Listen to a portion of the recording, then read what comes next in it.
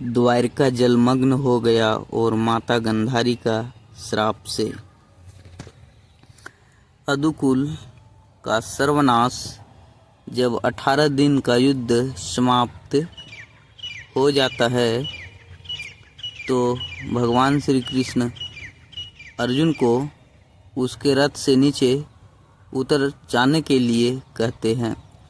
जब अर्जुन उतर जाता है तो वे उसे कुछ दूरी पर ले जाते हैं।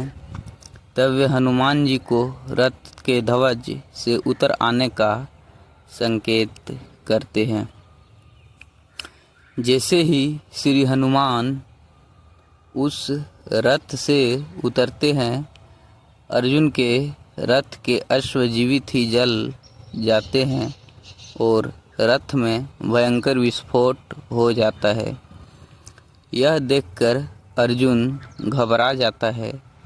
भगवान श्री कृष्ण उसे बताते हैं पितामह भीष्म, गुरु द्रोण, कर्ण और अश्वत्थामा के घातक शस्त्रों के कारण अर्जुन के रथ में यह विस्फोट हुआ है।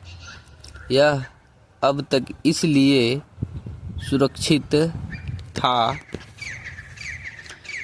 क्योंकि उस पर शौर्य उनकी कृपा थी और श्री हनुमान जी की शक्ति, जो रथ अब तक इन विनाशकारी अस्त्रों के प्रभाव को सहन किए हुए था।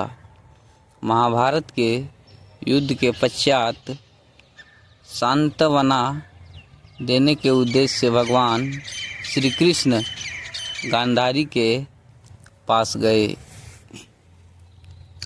गांधारी अपने 100 पुत्रों की मृत्यु के शोक में अत्यंत व्याकुल थी। भगवान श्री कृष्ण को देखते ही गांधारी ने क्रोधित होकर उन्हें श्राप दे दिया कि तुम्हारे कारण जिस प्रकार मेरे 100 पुत्रों का आपस में लड़कर नाश हुआ है, उसी प्रकार तुम्हारे अधुवंश का भी आपस में एक दूसरे को मारने के कारण नाश हो जाएगा।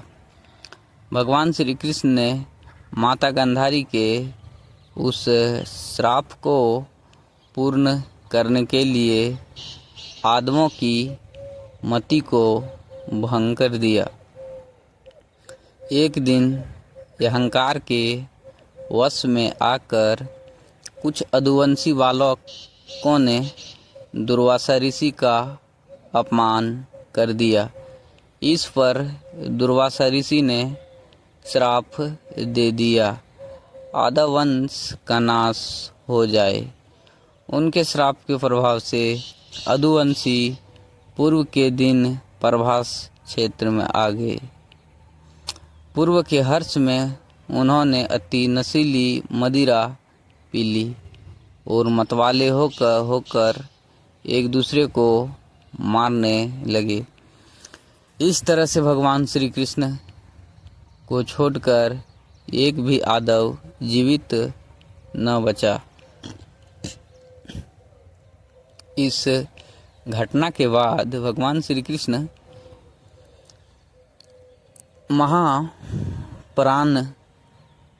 प्रयाण करके सावधाम चले जाने के विचार से सोमनाथ के पास वन में एक पीपल के वृक्ष के नीचे बैठकर ध्यानस्थ हो गए।